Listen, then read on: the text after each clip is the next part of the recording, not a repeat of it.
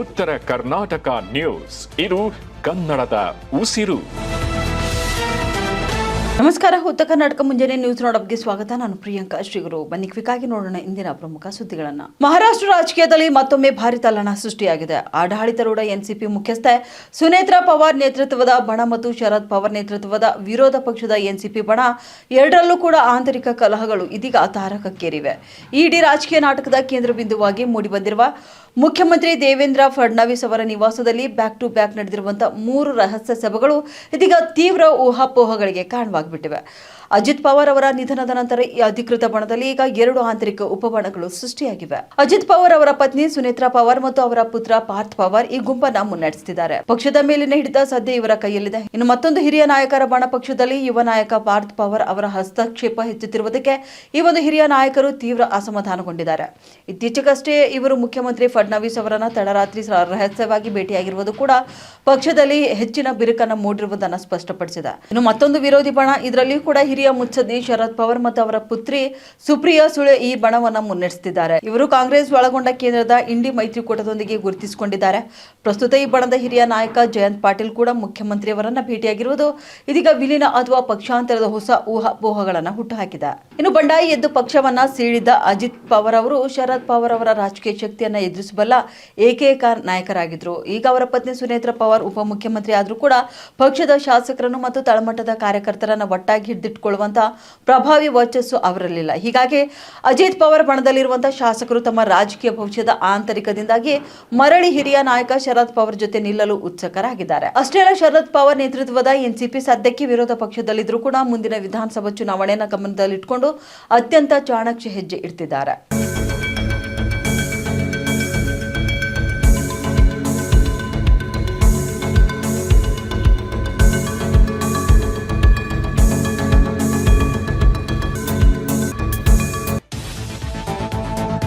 ಉತ್ತರ ಕರ್ನಾಟಕ ನ್ಯೂಸ್, ಇದು ಕನ್ನಡದ ಉಸಿರು. ಪಶ್ಚಿಮ ಬಂಗಾಳದ ಮುರ್ಷಿದಾಬಾದ್ ಜಿಲ್ಲೆಯಲ್ಲಿ ಶುಕ್ರವಾರ ಬೆಳಗ್ಗೆ ಸಂಭವಿಸಿದ ಭೀಕರ ರೈಲು ಅಪಘಾತದಲ್ಲಿ 2 ವಿದ್ಯಾರ್ಥಿಗಳು ಸೇರಿದಂತೆ ಕನಿಷ್ಠ 3 ಸ್ಥಳದಲ್ಲೇ ಸಾವನ್ನಪ್ಪಿದ್ದಾರೆ. ಲೆವೆಲ್ ಕ್ರಾಸಿಂಗ್ನಲ್ಲಿ ಚಲಿಸುತ್ತಿದ್ದಂತಹ ಪ್ಯಾಸೆಂಜರ್ ರೈಲೊಂದು ಶಾಲಾ ಮಕ್ಕಳಿದ್ದ ವ್ಯಾನ್ ಹಾಗೂ ಸೈಕ್ಲಿಸ್ಟ್ಗೆ ಜೋರಾಗಿ ಡಿಕ್ಕಿ ಹೊಡೆದಿದ್ದರಿಂದ ಈ ಘೋರ ದುರಂತ ಸಂಭವಿಸಿದೆ. ಬರ್ಹಾಂಪುರ್ ಪೊಲೀಸ್ ಠಾಣೆ ವ್ಯಾಪ್ತಿಯ ಕರ್ಣ ಸುಬರ್ಣ ಮತ್ತು ಗೋವಿಂದಪುರ ರೈಲ್ವೆ ನಿಲ್ದಾಣಗಳ ನಡುವಿನ ಲೆವೆಲ್ ಕ್ರಾಸಿಂಗ್ನಲ್ಲಿ ಶುಕ್ರವಾರ ಬೆಳಗ್ಗೆ ಈ ಅಪಘಾತ ನಡೆದಿದೆ. ನಿಮ್ಟಿತ ಕಟ್ಟ ಮಾರ್ಗದಲ್ಲಿ ಚಲಿಸುತ್ತಿದ್ದಂತಹ ಪ್ಯಾಸೆಂಜರ್ ರೈಲು ಬರ್ತಿದ್ದಾಗ ಕ್ರಾಸಿಂಗ್ ಗೇಟ್ ತೆರೆದೇ ಇತ್ತೆಂದು ಪ್ರತ್ಯಕ್ಷದರ್ಶಿಗಳು ತಿಳಿಸಿದ್ದಾರೆ. ಗೇಟ್ ಇಲ್ಲದ ಕಾರಣ ಶಾಲಾ ವ್ಯಾನ್ ಹಾಗೂ ಸೈಕಲ್ ಸವಾರ ಹಳಿ ದಾಟಲು ಮುಂದಾದಾಗ ವೇಗವಾಗಿ ಬಂದಂತ ರೈಲು ಭೀಕರವಾಗಿ ಡಿಕ್ಕಿ ಹೊಡೆದಿದೆ ಎನ್ನಲಾಗ್ತದೆ. ಇನ್ನು ಅಪಘಾತದ ರಭಸಕ್ಕೆ ಶಾಲಾ ವ್ಯಾನ್ ಸಂಪೂರ್ಣ ನುಜ್ಜುಗುಜ್ಜಾಗಿದ್ದು 2 ವಿದ್ಯಾರ್ಥಿಗಳು ಹಾಗೂ ಮತ್ತೊಬ್ಬರು ಸ್ಥಳದಲ್ಲೇ ಪ್ರಾಣ ಕಳೆದುಕೊಂಡಿದ್ದಾರೆ. ಘಟನೆಯಲ್ಲಿ ಕನಿಷ್ಠ 5ಕ್ಕೂ ಹೆಚ್ಚು ವಿದ್ಯಾರ್ಥಿಗಳು ತೀವ್ರ ಗಾಯಗೊಂಡಿದ್ದಾರೆ.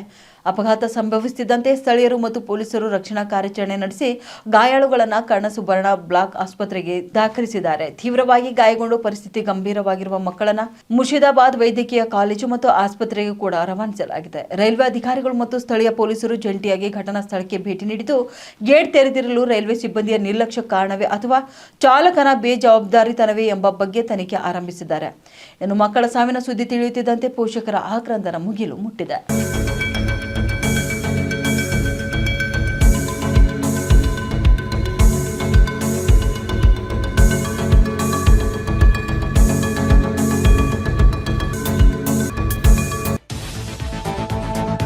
ಉತ್ತರ ಕರ್ನಾಟಕ ನ್ಯೂಸ್, ಇದು ಕನ್ನಡದ ಉಸಿರು.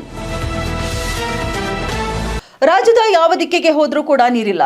ಕಳೆದ ವಾರ ಅಲ್ಪ ಸ್ವಲ್ಪ ಮಳೆಯಾದ್ರೂ ಕೂಡ ರಾಜ್ಯದ ಜಲಾಶಯಗಳು ತುಂಬುವಷ್ಟು ಒಳಹರಿವು ಬಂದಿಲ್ಲ. ಸದ್ಯ ರಾಜ್ಯದಲ್ಲಿ ಬರದ ಪರಿಸ್ಥಿತಿ ಇದೀಗ ನಿರ್ಮಾಣವಾಗಿದ್ದು ಇತ್ತ ವಿಧಾನಸೌಧ ಮತ್ತು ಸಚಿವಾಲಯಗಳಿಗೂ ಕೂಡ ಬರಗಾಲದ ಬಿಸಿ ತಟ್ಟಿದೆ.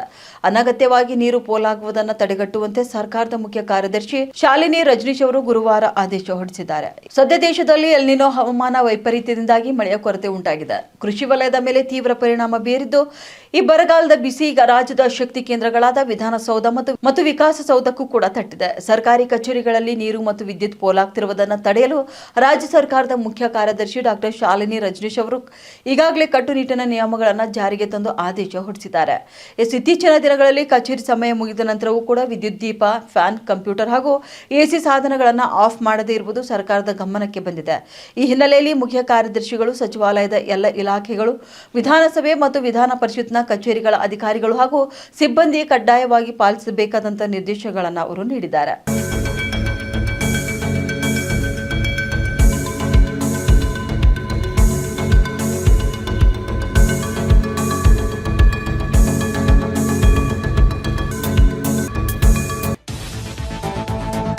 ಉತ್ತರ ಕರ್ನಾಟಕ ನ್ಯೂಸ್, ಇದು ಕನ್ನಡದ ಉಸಿರು. ಕರ್ನಾಟಕದ ಕೆಲ ಜಿಲ್ಲೆಗಳಲ್ಲಿ ತೀವ್ರ ಮಳೆ ಕೊರತೆಯ ಕಾರಣ ರೈತರ ಬೆಳೆ ವಿಮೆ ನೋಂದಣಿ ಅವಧಿ ವಿಸ್ತರಿಸಲಾಗಿದೆ. ರಾಜ್ಯದ ಧಾರವಾಡ, ಗದಗ, ಹಾವೇರಿ ಮತ್ತು ಬಾಗಲಕೋಟೆ ಜಿಲ್ಲೆಗಳ ರೈತರಿಗೆ ಈಗಾಗಲೇ ಬೆಳೆ ವಿಮೆ ನೋಂದಣಿ ಅವಧಿ ವಿಸ್ತರಣೆ ಅನ್ವಯಿಸಲಾಗಿದೆ. ಜುಲೈ 15ರವರೆಗೆ ಇದ್ದಂತಹ ಕಾಲಮಿತಿಯನ್ನು ಜುಲೈ 31ರವರೆಗೆ ವಿಸ್ತರಿಸುವ ಮೂಲಕ ಕೇಂದ್ರ ಸರ್ಕಾರ ಉತ್ತರ ಕರ್ನಾಟಕ ಭಾಗದ ಈ 4 ಜಿಲ್ಲೆಗಳ ರೈತರ ನೆರವಿಗೆ ಧಾವಿಸಿದೆ. ಈ ಜಿಲ್ಲೆಗಳಲ್ಲಿ ರೈತರು ಮಳೆ ಕೊರತೆಯಿಂದಾಗಿ ವಿಭಿನ್ನ ಬೆಳೆ ಬಿತ್ತನೆ ಮಾಡಿದ್ದಾರೆ. ಇದರಿಂದಾಗಿ ಬೆಳೆ ವಿಮೆ ಪಾವತಿಸುವಲ್ಲಿ ತಾಂತ್ರಿಕ ತೊಂದರೆ ಕೂಡ ಅವರು ಎದುರಿಸುತ್ತಿದ್ದರು. ಇದನ್ನ ಮನಗೊಂಡು ಸಚಿವ ಪ್ರಹ್ಲಾದ್ ಜೋಶಿ ಅವರು ಈ ಭಾಗದ ರೈತರ ಬೆಳೆ ವಿಮೆ ನೋಂದಣಿ ಅವಧಿ ವಿಸ್ತರಿಸುವಂತೆ ಕೇಂದ್ರ ಕೃಷಿ ಸಚಿವ ಶಿವರಾಜ್ ಸಿಂಗ್ ಚೌಹಾಣ್ ಅವರೊಂದಿಗೆ ಚರ್ಚಿಸಿ ಮನವಿಯನ್ನ ಮಾಡಿದ್ರು. ಈ ಜಿಲ್ಲೆಗಳಲ್ಲಿ ಮಳೆ ಅಭಾವ, ಬೆಳೆ ವಿಮೆ ನೋಂದಣಿಗೆ ರೈತರಿಗೆ ಆಗ್ತಿರುವಂತಹ ತೊಂದರೆ, ತೊಡಕು ಬಗ್ಗೆ ಶಾಸಕರಾದ ಸಿಸಿ ಪಾಟೀಲ್, ಎಂಆರ್ ಪಾಟೀಲ್ ಮತ್ತು ಧಾರವಾಡ ಲೋಕಸಭಾ ಕ್ಷೇತ್ರದ ರೈತರು ಸಹ ಜೋಶಿ ಅವರ ಗಮನವನ್ನ ಸೆಳೆದಿದ್ರು. ಈ ಹಿನ್ನೆಲೆಯಲ್ಲಿ ಬೆಳೆ ವಿಮೆ ನೋಂದಣಿ ಅವಧಿ ವಿಸ್ತರಣೆಗಾಗಿ ಕೇಂದ್ರಕ್ಕೆ ಪ್ರಸ್ತಾವನೆ ಸಲ್ಲಿಸುವಂತೆ ಈಗಾಗಲೇ ಸಚಿವರು ರಾಜ್ಯ ಸರ್ಕಾರಕ್ಕೆ ಸಲಹೆಯನ್ನ ನೀಡಿದ್ರು. ಅಂತೆಯೇ ಜುಲೈ 15ರಂದು ರಾಜ್ಯ ಸರ್ಕಾರದ ಕೃಷಿ ಇಲಾಖೆ ಪ್ರಸ್ತಾವನೆ ಸಲ್ಲಿಸಿದ್ದು ಕೇಂದ್ರ ಕೃಷಿ ಸಚಿವ ಶಿವರಾಜ್ ಸಿಂಗ್ ಚೌಹಾಣ್ ತಕ್ಷಣವೇ ಸ್ಪಂದಿಸಿದ್ದಾರೆ. ವಿಮೆ ಅಧಿಕಾರಿಗಳೊಂದಿಗೆ ಸಮಾಲೋಚನೆ ನಡೆಸಿ ರೈತರ ಹಿತದೃಷ್ಟಿಯಿಂದ ಬೆಳೆ ವಿಮೆ ನೋಂದಣಿ ದಿನಾಂಕವನ್ನು ಜುಲೈ 31ರವರೆಗೆ ವಿಸ್ತರಿಸಿದ್ದಾರೆ. ಪ್ರಸ್ತಾವನೆ ಸಲ್ಲಿಸಿದ ಕೇವಲ 24 ಗಂಟೆಯೊಳಗೆ ಕೇಂದ್ರ ಸರ್ಕಾರ ಈ ವಿಶೇಷ ಅನುಮೋದನೆ ನೀಡಿದೆ ಎಂದಿದ್ದಾರೆ ಸಚಿವ ಪ್ರಹ್ಲಾದ್ ಜೋಶಿ. ಇನ್ನು ಪ್ರಧಾನಿ ನರೇಂದ್ರ ಮೋದಿ ಅವರ ನೇತೃತ್ವದಲ್ಲಿ ಕೇಂದ್ರ ಸರ್ಕಾರ ರೈತರ ಬಗ್ಗೆ ವಿಶೇಷ ಕಾಳಜಿ ವಹಿಸುತ್ತಿದೆ. ಮಳೆ ಕೊರತೆ ಹಾಗೂ ತಾಂತ್ರಿಕ ತೊಂದರೆಗಳಿಂದ ಬೆಳೆ ವಿಮೆ ಮಾಡಲಾಗದೆ ರೈತರ ಹಿತರಕ್ಷಣೆಗಾಗಿ ಮಹತ್ವದ ನಿರ್ಧಾರವನ್ನು ಕೈಗೊಂಡಿದ್ದಾರೆ. ಈ ಜಿಲ್ಲೆಗಳ ಅರ್ಹ ರೈತರು ಇದರ ಸದುಪಯೋಗ ಪಡೆದುಕೊಳ್ಳಬೇಕೆಂದು ಪ್ರಹ್ಲಾದ್ ಜೋಶಿ ಕೋರಿದ್ದಾರೆ.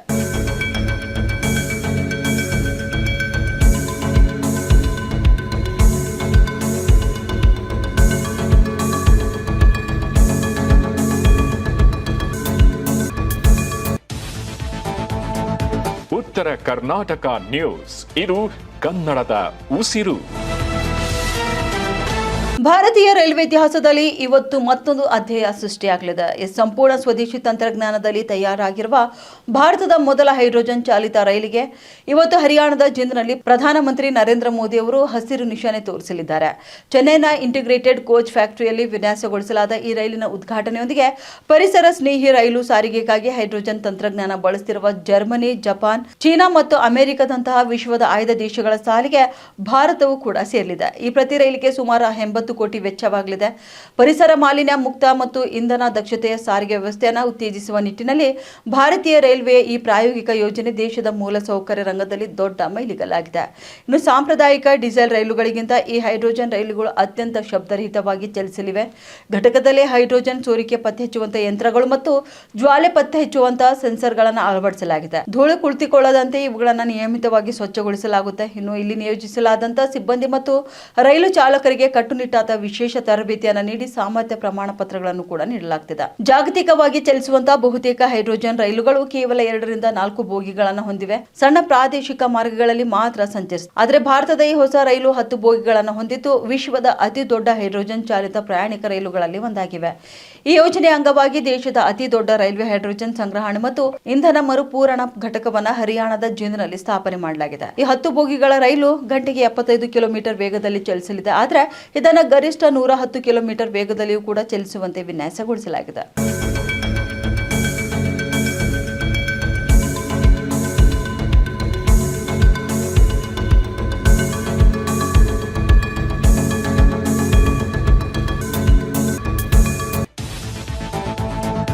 ಉತ್ತರ ಕರ್ನಾಟಕ ನ್ಯೂಸ್, ಇದು ಕನ್ನಡದ ಉಸಿರು. ಅಮೆರಿಕ ಮತ್ತು ಮಧ್ಯಪ್ರಾಚ್ಯದ ನಡುವಿನ ಯುದ್ಧದ ಜ್ವಾಲೆಗಳು ಈಗ ಅತ್ಯಂತ ವಿಕೋಪಕ್ಕೆ ತಿರುಗಿವೆ. ಇರಾಕ್ನಲ್ಲಿ ಸಕ್ರಿಯವಾಗಿರುವ ಇರಾನ್ ಬೆಂಬಲಿತ ಪ್ರಬಲ ಸಶಸ್ತ್ರ ಸಂಘಟನೆ ಇಸ್ಲಾಮಿಕ್ ರೆಸಿಸ್ಟೆನ್ಸ್ ಅಮೆರಿಕ ಅಧ್ಯಕ್ಷ ಡೊನಾಲ್ಡ್ ಟ್ರಂಪ್ ಅವರನ್ನು ಕೊಂದವರಿಗೆ ಬರೋಬ್ಬರಿ $10 ಮಿಲಿಯನ್ ಅಂದರೆ ಸುಮಾರು 84 ಕೋಟಿ ರೂಪಾಯಿ ಬಹುಮಾನ ನೀಡುವುದಾಗಿ ಘೋಷಣೆ ಮಾಡಿದ್ದಾರೆ. ತಮ್ಮ ಸಂಘಟನೆಯ ಅಧಿಕೃತ ಸಾಮಾಜಿಕ ಮಾಧ್ಯಮ ಮತ್ತು ಟೆಲಿಗ್ರಾಮ್ ಚಾನೆಲ್ಗಳಲ್ಲಿ ಬಿಡುಗಡೆ ಮಾಡಿರುವ ಈ ಆಘಾತಕಾರಿ ಹೇಳಿಕೆಯಲ್ಲಿ ಇದನ್ನು ಘೋಷಣೆ ಮಾಡಲಾಗಿದೆ. ಈ ಉಗ್ರಗಾಮಿ ಸಂಘಟನೆಯು ತನ್ನ ಅಧಿಕೃತ ಪ್ರಕಟಣೆಯನ್ನು ದಾಳಿಯನ್ನ ಪರಮ ದಯಾಳು ಕರುಣಾಮಯಿ ಅಲ್ಲಾಹನ ಹೆಸರಿನಲ್ಲಿ ಎಂಬ ಇಸ್ಲಾಮಿಕ್ ಪ್ರಾರ್ಥನೆಯೊಂದಿಗೆ ಪ್ರಾರಂಭಿಸಿದ. ಅಲ್ಲದೆ ಪವಿತ್ರ ಕುರಾನ್ ವಚನವಾದ ಕಿಸಾನ್ ಅನ್ನು ಉಲ್ಲೇಖಿಸಿ ಟ್ರಂಪ್ ಹತ್ಯೆಯನ್ನ ಸಮರ್ಥಿಸಿಕೊಂಡಿದ್ದಾರೆ. ಅಮೆರಿಕ ಅಧ್ಯಕ್ಷ ಟ್ರಂಪ್ ತನ್ನ ದುರಹಂಕಾರದಿಂದ ತಮ್ಮ ಹೆಮ್ಮೆ ಹುತಾತ್ಮ ಕಮಾಂಡರ್ಗಳಾದ ಹಾಜಿ ಖಾಸಿಂ ಸೊಲೈಮಾನಿ ಮತ್ತು ಹಾಜಿ ಅಬು ಮಹದಿ ಅಲ್ ಮಹಂದಸ್ ಅವರ ರಕ್ತ ಹರಿಸಿದ್ದಾರೆ. ಇರಾಕಿನ ರಕ್ತವನ್ನ ಚೆಲ್ಲಿದ ನಮ್ಮ ನಾಯಕರನ್ನ ಮತ್ತು ಮಕ್ಕಳನ್ನ ಕೊಂದ ಈ ಅಪರಾಧಿ ಟ್ರಂಪ್ನ ಜಗತ್ತಿನ ಸ್ವತಂತ್ರ ಜನರು ಶಾಂತಿಯಿಂದ ಬದುಕಲು ಬಿಡುವುದಿಲ್ಲ. ಅವನ ತಲೆಗೆ ನಾವು $10 ಮಿಲಿಯನ್ ಇನಾಮು ಇಟ್ಟಿದ್ದೇವೆ ಎಂದು ಈಗಾಗಲೇ ಸಂಘಟನೆ ಗುಡುಗಿದೆ. ಈ ದಬ್ಬಾಳಿಕೆಯು ಅಮೆರಿಕದ ಸಿಂಹಾಸನ ಉರುಳುವವರೆಗೂ ಈ ಹಗೆತನ ಮುಂದುವರಿಯಲಿದೆ ಎಂದು ಉಗ್ರರು ಶಪಥ ಮಾಡಿಕೊಂಡಿದ್ದಾರೆ.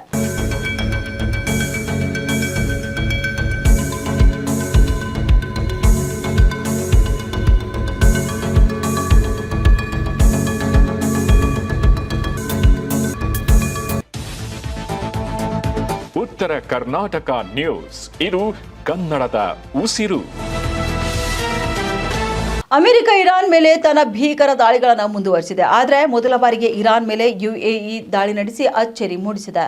ಇರಾನ್ ರಾಜಧಾನಿ ಟೆಹರಾನ್ ಮತ್ತು ಇತರ ಪ್ರಮುಖ ಸ್ಥಳಗಳಲ್ಲಿ ಭಯಾನಕ ದಾಳಿಗಳನ್ನು ಕೂಡ ನಡೆಸಿದೆ. ಚಹಬಾರ್ ಬಂದರು, ಬುಷಾರ್ ಪರಮಾಣು ಸಂಕೀರ್ಣ, ಇರಾನಿ ಶಾಹರ್ ವಿಮಾನ ನಿಲ್ದಾಣದಲ್ಲಿ ಪ್ರಬಲ ಸ್ಫೋಟಗಳು ಸಂಭವಿಸಿವೆ. ರೈಲ್ವೆ ಸೇತುವೆಗಳು ಮತ್ತು ರಸ್ತೆಗಳು ಸೇರಿದಂತೆ ಇರಾನ್ನ ಮೂಲ ಸೌಕರ್ಯಗಳನ್ನು ಕೂಡ ಅಮೆರಿಕ ಪ್ರಮುಖ ಗುರಿಯಾಗಿಸಿಕೊಂಡಿದೆ. ಈ ದಾಳಿಗಳಿಂದ ರೈಲ್ವೆ ಮತ್ತು ರಸ್ತೆಗಳು ಇದೀಗ ಸಂಪೂರ್ಣವಾಗಿ ಧ್ವಂಸಗೊಂಡಿವೆ. ಇದೇ ವೇಳೆ ಮಧ್ಯಪ್ರಾಚ್ಯ ಯುದ್ಧದಲ್ಲಿ ಅನಿರೀಕ್ಷಿತ ತಿರುವನ್ನ ಪಡೆದಿದ್ದು UAE ಮೊದಲ ಬಾರಿಗೆ ಇರಾನ್ ವಿರುದ್ಧ ಯುದ್ಧಕ್ಕಿಳಿದಿದೆ. ಅಮೆರಿಕ ನಿರ್ಮಿತ ಡ್ರೋನ್ಗಳಿಂದ UAE ದಾಳಿ ನಡೆಸಿದ್ದು ಬಂದರ್ ಅಬ್ಬಾಸ್ ಬಂದರ್ ಅನ್ನ ಗುರಿಯಾಗಿಸಿಕೊಂಡಿದೆ. ಇದಕ್ಕೆ ಪ್ರತಿಯಾಗಿ ಇರಾನ್ ಕೂಡ UAEನ ಡ್ರೋನ್ಗಳನ್ನು ಹೊಡೆದುರುಳಿಸಿದೆ. ಅಮೆರಿಕದ ನಿರಂತರ ದಾಳಿಗಳಿಂದ ಕೆಂಡಾಮಂಡಲವಾಗಿರುವಂತಹ ಇರಾನ್ ಹಾರ್ಮೋಸ್ ಬಳಿ ಕೆಂಪು ಸಮುದ್ರವನ್ನು ಟಾರ್ಗೆಟ್ ಇದೀಗ ಮಾಡಿದೆ. ಇನ್ನು ಕೆಂಪು ಸಮುದ್ರವನ್ನು ಬಂದ್ ಮಾಡುವ ಎಚ್ಚರಿಕೆ ಕೂಡ ನೀಡಿದ್ದು, ಇದು ಜಾಗತಿಕ ಇಂಧನ ಪೂರೈಕೆಗೆ ಅಡ್ಡಿಯಾಗುವ ಆತಂಕವನ್ನು ಕೂಡ ಇನ್ನಷ್ಟು ಹೆಚ್ಚಿಸಿದೆ. ಇರಾನ್ನ ವಿದೇಶಾಂಗ ಸಚಿವ ಅಬ್ಬಾಸ್ ಅರಾಕ್ಚಿ ಅಮೆರಿಕದ ಮೂಲ ಸೌಕರ್ಯ ಮೇಲಿನ ದಾಳಿಯನ್ನ ಯುದ್ಧಾಪರಾಧ ಮತ್ತು ಅಂತಾರಾಷ್ಟ್ರೀಯ ಕಾನೂನುಗಳ ಉಲ್ಲಂಘನೆ ಎಂದು ಇದೀಗ ತೀವ್ರವಾಗಿ ಖಂಡಿಸಿದೆ.